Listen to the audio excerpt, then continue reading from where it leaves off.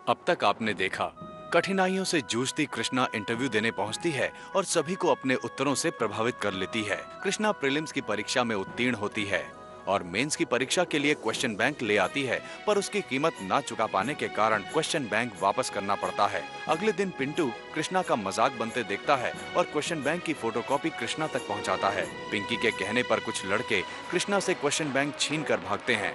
बिना डरे कृष्णा लड़कों से भिड़ जाती है। मनीषा और निर्मल के आने पर स्वाति के रिश्ते के बारे में पता चलता है। विद्यापति बबलू को लेने जाते हैं और पीछे से लड़के वाले आ जाते हैं। बिहारी को वहां आया देख सरस्वती चिंतित हो जाती है। लड़के वालों की दहेज की मांग सुनकर सब स्तब्ध रह जाते हैं। अब आगे। अच्छेका में सोना के चेन अंगूठी तो देवे कीजिएगा ना, कैश जो है वो लिफाफा में बंद करके दे दीजिएगा। अरे थोड़ा कम भी रहेगा तो हम झूठ बोल देंगे कि भाई 1 लाख रुपया चढ़ाया था।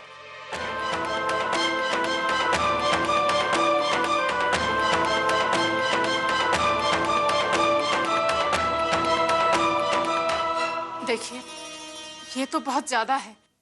इतना तो हम। पिताजी, आप हमारे पिताजी की बात काटकर इनका अपमान कर रही हैं। एक तो जब से हम लोग आए हैं आपके पति का कहीं आता पता नहीं है, ऊपर से आपसे हम लोग को लेन देन का बात करना पड़ रहा है। अब आप कहते हैं कि हम आपसे मोल भाव भी करें। अरे हम बेटा पैदा किए हैं कौन मंडी में खड़ा करने के लिए का? ऐसा मत कहिए, आप हमारे मेहमान हैं, होने वाले रिश्तेदार। भगवान जैसा दर्जा है आपका, और ये सब कुछ तो हमारी हैसियत से बाहर की बात है, इसलिए। अब का यहाँ बाबूजी के पगड़ी से फुटबॉल खेलने के लिए खड़ा हो? चलो चलिए पिताजी। अरे महेश बाबू रुकिए ना। ऐसी कोई बात नहीं सत्यनारायण बाबू, मैं भी इस घर का दामाद हूँ और यहाँ मेहमानों के साथ कैसे बर्ताव किया जाता है ये हम अच्छे से जानते हैं। और माताजी तो सिर्फ रियायत की मांग कर रही हैं, और वो भी तब जब आपको मंजूर हो, नहीं तो जैसा आप चाहते वैसा ही होगा। अरे सत्यनारायण बाबू अब छोड़िए ना, चलिए हम आपको यहाँ का बढ़िया खासम खास पान खिलाते हैं। अरे चलिए तो सही, एक बीड़ा खाइएगा तो दिमाग ऐसा तर कर देगा कि सब कुछ भूल जाइएगा। आप आइए, आइए तो आइए, देखिए हम आते हैं अभी। हैं महेश बाबू वो भी आ जाएंगे, आप बैठिए ना। आइए आइए, वो अभी आ जाएंगे, बैठिए।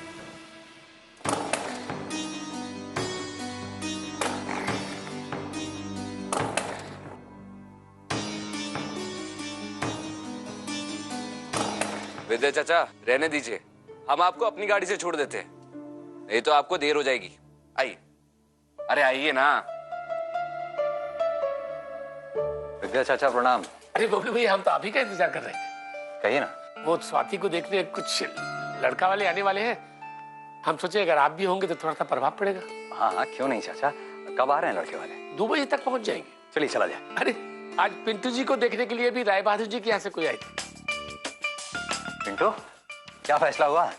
वो एकदम नमूना था, और ये सब छोड़िए, नहीं तो इनको देरी हो जाएगा। हाँ आइए चाचा।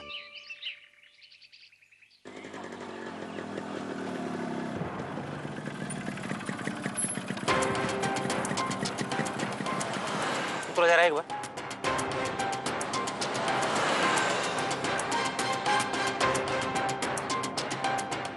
क्या हुआ भैया? इसमें तो तेल ही नहीं है। अब क्या करेंगे? हमारे पास तो अभी इतना पैसा भी नहीं कि हम पेट्रोल भरवा दें। ये बिहारी चाचा भी ना, इन पे विश्वास करना बिल्कुल बेकार है। ये लीजिए, बीड़ा खाइए और गुस्सा थूक दीजिए। आइए सत्यनारायण, हम ये मानते हैं कि आपका जो मांग है वो एकदम जायज है, क्योंकि आप खाता पीता घर से हैं और लड़का भी आपका सरकारी नौकरी पर है। पर सच्ची बात ये है कि ये जो आप नंबर डायल किए हैं ना, गलत डायल करते हैं। नहीं, मेरा कहने का मतलब है कि लोग आपका डिमांड पूरा नहीं कर सकेंगे महाराज। आप हमको यही बताने के लिए यहाँ लेकर के आए हैं। कौन चाचा है जो अपनी भतीजी का बुरा चाहेगा? वो हमारी बेटी ना हुई महाराज। हम तो चाहते हैं आप उनसे रिश्ता कर लीजिए। हम आपको शक्ल से इतना बेवकूफ नजर आते हैं। हम आपको कब से कह रहे हैं गुस्सा थूक दीजिए, और आप उसको अपने रौबदार चेहरे पर जमाए जा रहे हैं। छोड़िए, हम अपने लायक बेटा का रिश्ता इतना सस्ता में नहीं करने वाले हैं। आपका फायदे का बात बता रहे हैं, जरा सुनिए तो सही। मतलब?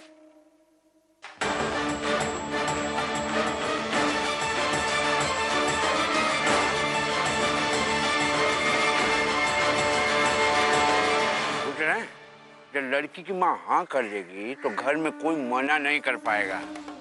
उनकी बड़ी चलती है घर पे, और ये विद्या भैया के आने से पहले उनके मुंह से बुलवाना पड़ेगा। तब बोलिए मंजूर है?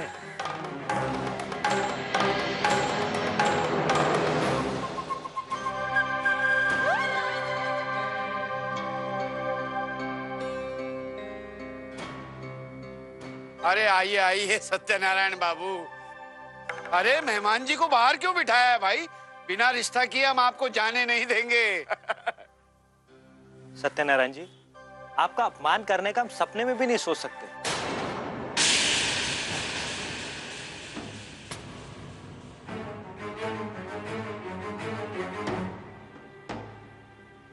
हम अपना मांग कम करने के लिए तैयार हैं।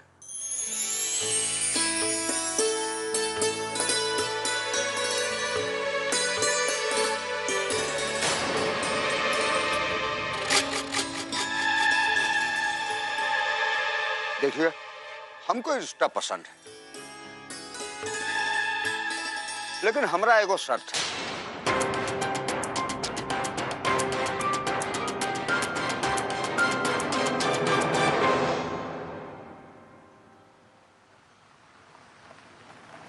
एक किलो ये दीजिएगा।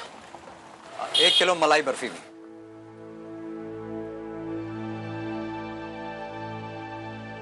चाचा जी, कुछ हक तो मेरा भी बनता है।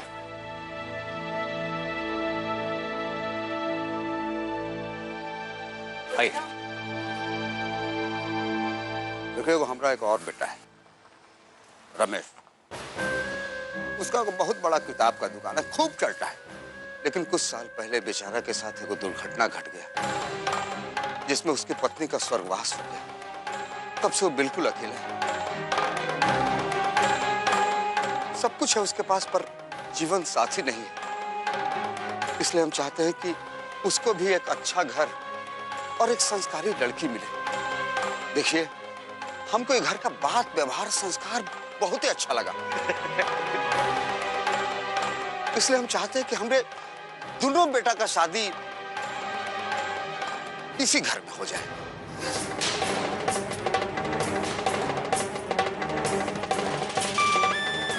महेश बेटा का शादी स्वाति के साथ, और रमेश की शादी वो लड़की के साथ।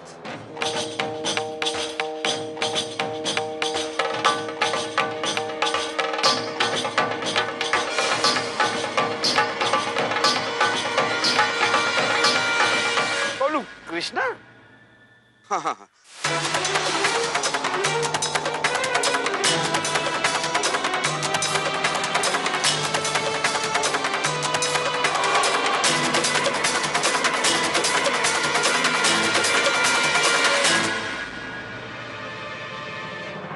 बोल सियापति रामचंद्र की जय। ये तो कमाल हो गया, आज का दिन कितना शुभ है भौजी।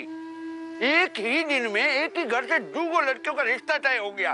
हे प्रभु, तेरी लीला अपरंपार है। अरे क्या बात है भौजी।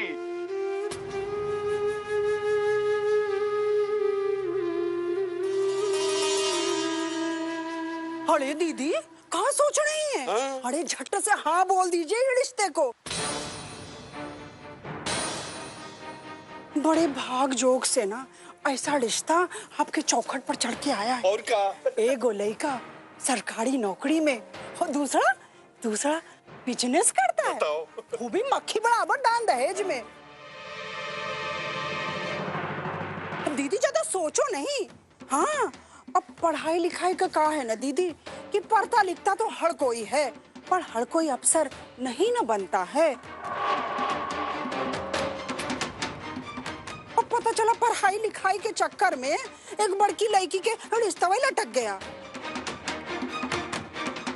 और कहा है ना दीदी, जितना ऊपर से भाग में लिख के आता है ना, आदमी को उतना ही मिलता। तो और नहीं तो कहा, अरे एक ही मंडप में एक ही खर्चा में दोनों का शादी हो जाएगा, और लड़की वालों को इससे ज्यादा और क्या चाहिए।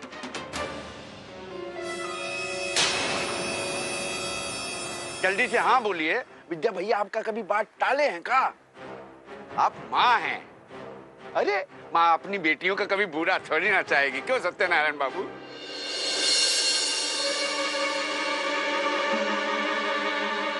अरे यहाँ पढ़ाई लिखाई करेगी, उसमें उम्र बीत गया तो इतना पैसा वैसा भी नहीं है जिसको दिखा के शादी किया जाएगा।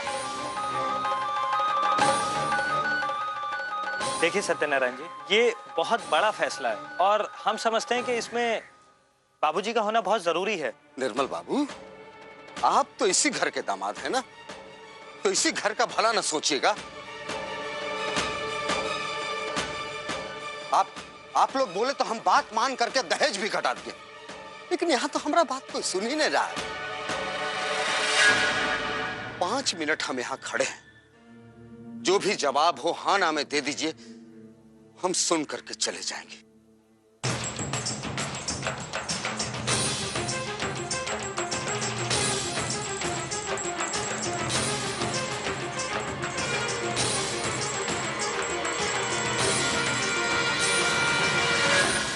हमको कुछ नहीं चाहिए, बस एगो कार, जरूरी फर्नीचर, घरेलू सामान और थोड़ा सा कैश दे दीजिएगा। हम अपना मांग कम करने के लिए तैयार हैं, लेकिन हमारा एगो शर्त, महेश बेटा का शादी स्वाति के साथ और रमेश की शादी वो लड़की के साथ। बड़े भाग जोग से ना ऐसा रिश्ता आपके चौखट पर चढ़ के आया, और पता चला पढ़ाई लिखाई के चक्कर में एक बड़की लड़की के रिश्ता वही लटक गया।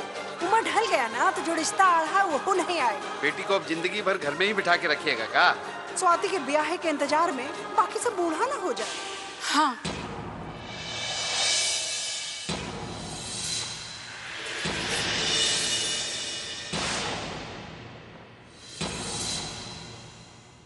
हमको ये रिश्ता मंजूर है।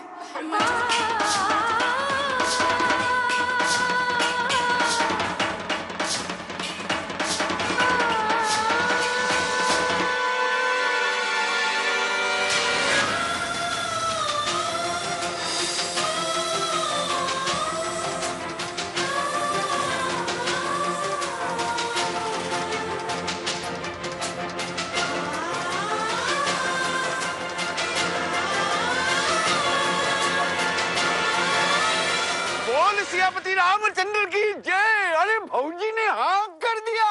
अरे सत्यनारायण बाबू, भौजी ने हाँ कर दिया भाई, मुबारक हो मुबारक।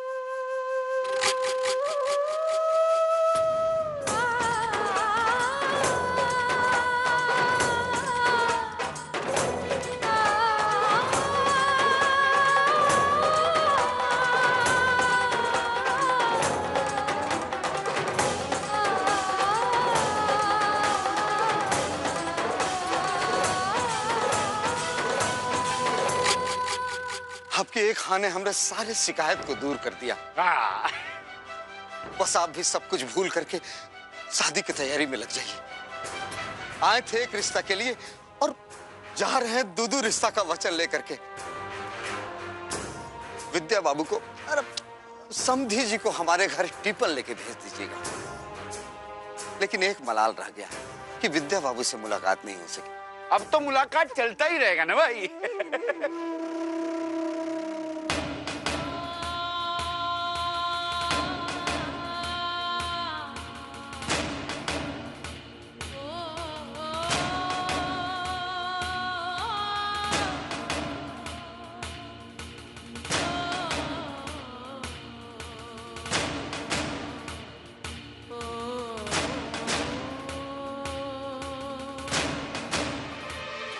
आज का दिन बहुत ही शुभ था, है ना? आप माँ होने का फर्ज बहुत अच्छा से निभाई। कहाँ पे? हाँ,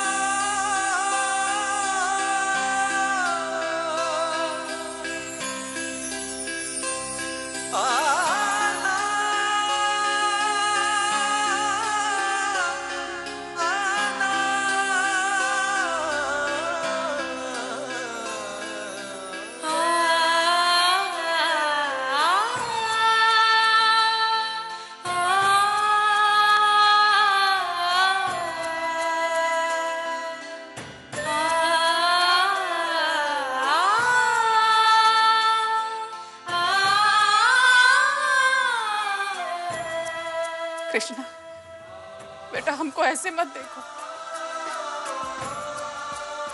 हम तुम्हारे दुश्मन नहीं हैं, माँ है।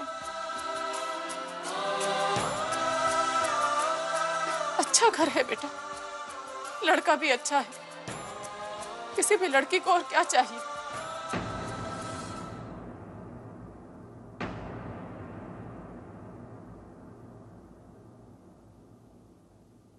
हम बनते बनते तुम्हारी बहन का बात बिगड़ जाने देते का।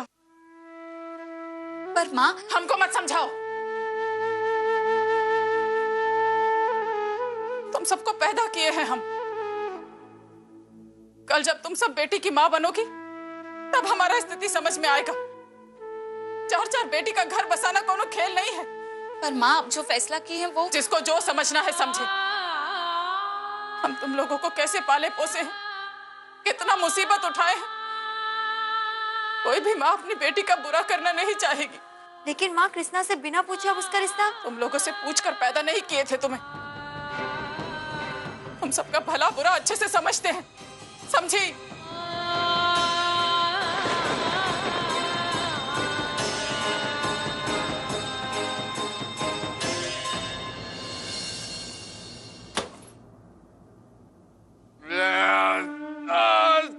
मजा आ गया भाई। हमारा घर में कौन है कि हमारा घर भी खाली है। अरे का भवा काहे घर का पारे पे उठाए हुए हैं? आइए। अरे ये तो बताइए, सत्यनारायण बाबू गए मतलब ऐसा उछलता कूदता हुआ गया है। और उसका वो बकलो लड़का महेशवा, वो तो ससुरा सपने में ही था, जैसे कौन परी देख लिया हो। अरे परी तो हमारा बेटी है, पिंकी। अरे बेटी इधर आओ पापा के पास। इधर। ये हमारा बच्चा एक ऐसा परी होगा जिसका हाथ में बहुत जल्दी एक छरी होगा। जादू का छरी नहीं, पावर का छरी। अफसर बिटिया, हमरा अफसर बिटिया। पापा, कृष्णा के पापा तो उसे पढ़ाना चाहती है, लेकिन शादी एक ऐसे लड़के से तय की है जिसकी पहले से ही शादी हो रखी है, पत्नी मर चुकी है। अरे वो कोयला खदान का ब्याह हुआ जा रहा है, बहुत बड़ा बात है। विद्या भैया जौन है ना, कृष्णा को पढ़ाना चाहते हैं, काबिल बनाना चाहते हैं। अब बना के दिखा। है? अभी तो वहाँ खूब एक तू मैं चल रहा होगा। हाँ? मम्मी, हम ना गार्डन में पानी डालने के बहाने जाते हैं और देख कर आते हैं कि तापमान कितना चढ़ा हुआ है। ठीक से पानी डालना। जीजा जी, आप यहाँ क्या कर रहे हैं? बाहर क्यों खड़े हैं? अरे आप लोग कहाँ थे? आप लोग और बाबूजी कहाँ हैं? रवि भैया से पूछ लीजिए। हमारे चाचा की बाइक खराब है, हम बताए आपको क्या बताए। हम बबलू जी के घर पहुंच ही नहीं पाए, तेल ही नहीं था, रास्ते में रुक गई है बाइक।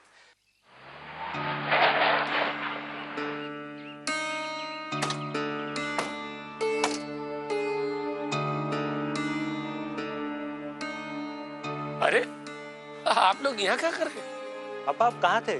कब से फोन ट्राई कर रहे हैं आपको। स्वाति को देखने लड़के वाले आए थे, रवि आपको फोन मिला ही रहा था कि वो अचानक आ गए। और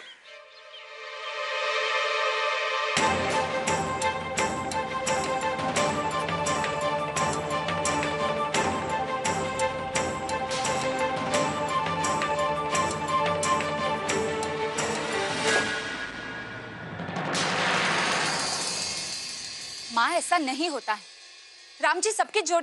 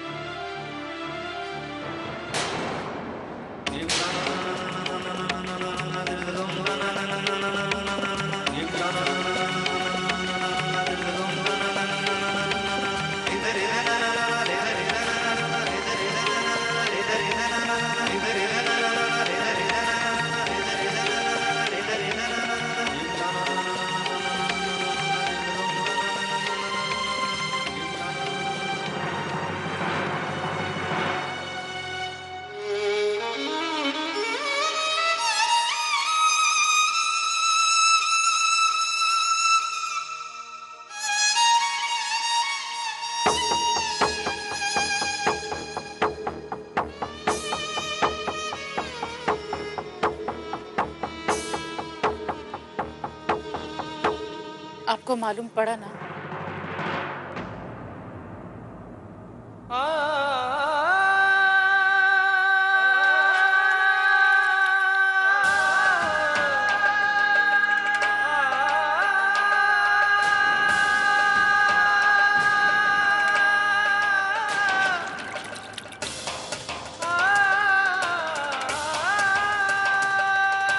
विद्या चाचा,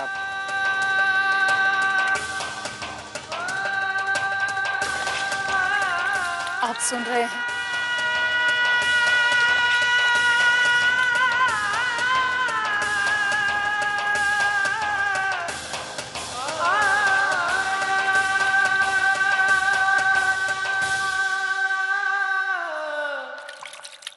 स्वाति देखने में कितनी सुंदर है, पर 3 साल से उसका शादी नहीं हो पा रहा। क्या है कि हमारे पास पैसा कौड़ी नहीं।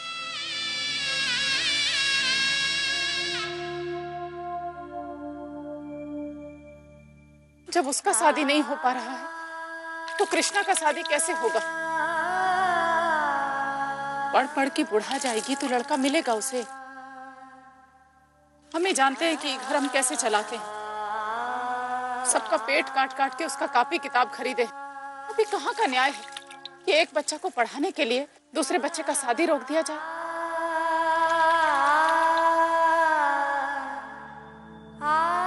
ऐसा रिश्ता दोबारा नहीं मिलेगा, शगुन दिया जा चुका है।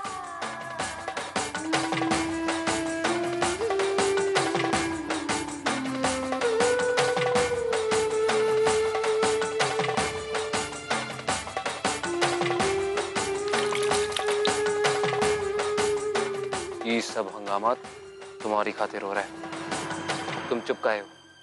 कुछ बोलती क्यों नहीं?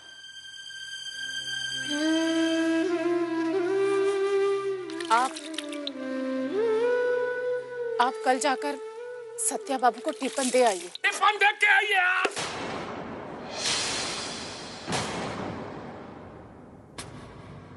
आप भी ये शादी पक्की की थी ना? मेरी बेटी पढ़ेगी। तो ठीक है, आप भी सुन लीजिए, अगर ये शादी नहीं हुआ ना तो मैं भी कुएं में कूदकर अपना जान दे देंगे। कुछ चाहिए?